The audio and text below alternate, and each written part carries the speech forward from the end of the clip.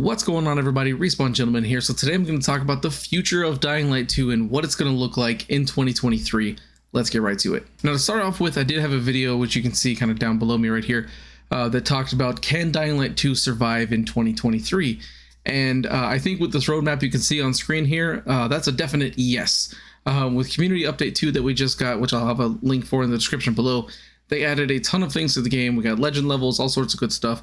Let's dive into what we know is coming this year. So starting off, first we have in April, we don't know the date yet, but sometime in April, we're getting a combat, physics, and brutality upgrade.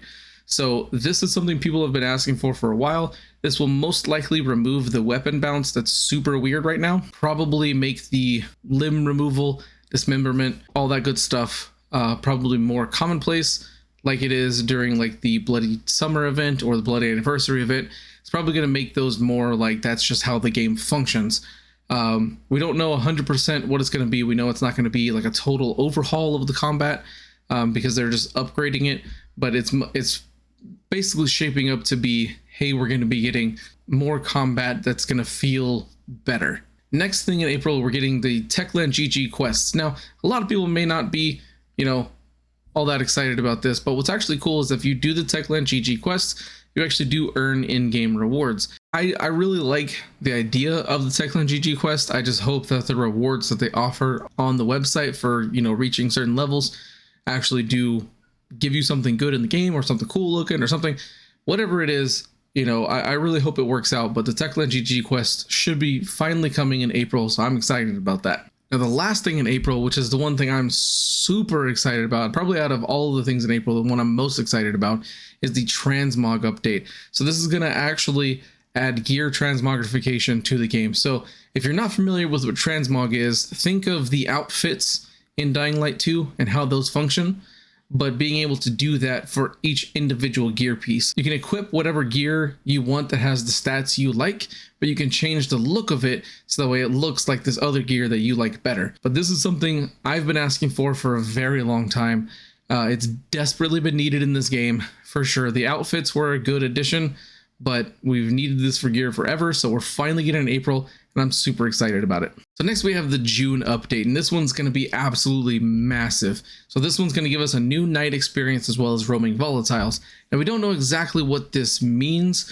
Roaming volatiles could just mean that instead of staying stationary, they actually walk around. I did hear Timon saying in a video that he made at the end of the year last year, saying that, hey, we're adding more volatiles, so we're going to be getting more. They're going to be roaming, so we don't know the exact mechanics of it. Maybe a volatile seeing you will start a chase. Maybe, you'll have multiple. Maybe it'll be similar to the first Dying Light, where they've got the vision cones and all that stuff. We don't really know what it's going to be like. All we know right now is they're going to be walking around, and there's going to be more of them, which is something people have been asking for since day one. So that's finally good. And then also the new night experience. We don't know what that's going to be like. Honestly, I think it would be perfect if you remove howlers completely from the equation. I think howlers don't necessarily serve a purpose in the game. I think it would be best if the volatiles started the chase. So you're immediately having to run away from volatiles, which at a level 1 chase, especially if you're lower level, it's going to be kind of difficult if you have a volatile chasing you, and it's not going to be great. And as it goes up, maybe we'll see more infected around. Like, I think it would be really awesome, personally, if maybe during a level 1 chase, you still see a lot of the virals, but you'll start to see like more goons and things like that popping around, maybe more of the boomer zombies, things like that. And then maybe level 2 chase, we start seeing banshees and spitters kind of popping up more. Level 3 chase, now we've got volatiles popping in and maybe some demolishers popping up every so often. And then level 4 chase, again, just everything just going off crazy, tons of special infected. I think that would be really, really cool. We have no idea what it's going to be like yet, but I think that would be a cool idea. So also with June, we have the parkour flow improvements. Now, this is basically going to make parkour feel better and not be as floaty as a lot of people describe. Now, I really like the parkour the way it is, but I definitely see where it can be improved. So I do hope we get those improvements because it would be really, really nice. Just little minor things that don't make it feel like you're just kind of floating through the air, because there are some times where it does feel like that and it's super weird. So I think just making everything flow together better and feel more connected and real is going to make the parkour experience so much better. So the last thing on this roadmap you can see right below me is DLC 2. Now we know a few things about this already. First, we know, you can kind of see it's a new story expansion, obviously. It's going to be in a new location, and it's going to have new weapon types. The new weapon types are basically going to be guns. Timon didn't actually say the word guns, but he did say something along the lines of, you know, if you're looking for new weapon types, you'll be able to use something that isn't necessarily melee focused. So he's basically saying guns, and they have been found in the game files. There's a pistol called the Frontier pistol and a shotgun called the Frontier shotgun. And why we think that that's related to DLC 2 is mainly because the name of the DLC is going to be called New Frontier, which was also found in the game files.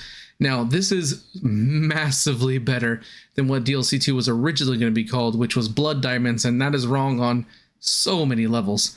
Another thing on top of that, I think essentially the story, just based off of those changes, it seems like the story and kind of what's happening is completely changed for the DLC.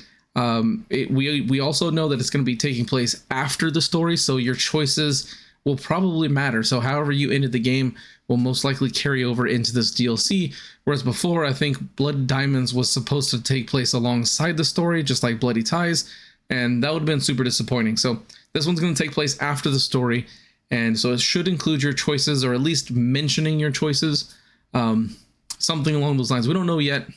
We don't really know much. From the screenshots that I've seen, it does look like it's going to be kind of a swampy type area, so we could still be getting like boats of some kind to traverse around. We don't know anything hardly yet, but just from the concept art that they released, that was on the Dying to Celebrate stream, it does look kind of like a more woodsy, swampy type area. So you're gonna be dealing with water, all sorts of stuff like that. It looks like it's gonna be a ton of fun just based off of those few details we have. And unfortunately, there's no release date for it. We just know that it's gonna happen sometime in the second half of 2023. Now, the last thing I want to talk about is this and much more that you can see at the bottom. So one thing they never talked about during the Dying to Celebrate stream is Chapter 3. We have not had any information about Chapter 3, period. I remember Timon talking about it briefly a few months ago, saying something like, you know, they want to work with the Craft Master and, you know, do something with that. But outside of that, not a single word has been spoken about Chapter 3. There's barely anything in the game files about Chapter 3. So right now, we don't know if maybe they completely abandoned the chapter system, or if they're going to be making Chapter 3 but releasing it later in the year, so that way they can perfect it and make the chapter system better than it is now. Which, if you're curious, I will be having a video coming out very soon talking about how I think the chapter system can be improved. That would make it a million times better and would actually let people play it and get useful things from it. So definitely stay tuned for that if you're interested, but that's all we have right now about Chapter 3. If you enjoyed this video and you want to see more content, make sure to like and subscribe. Thanks for watching. See you guys next time.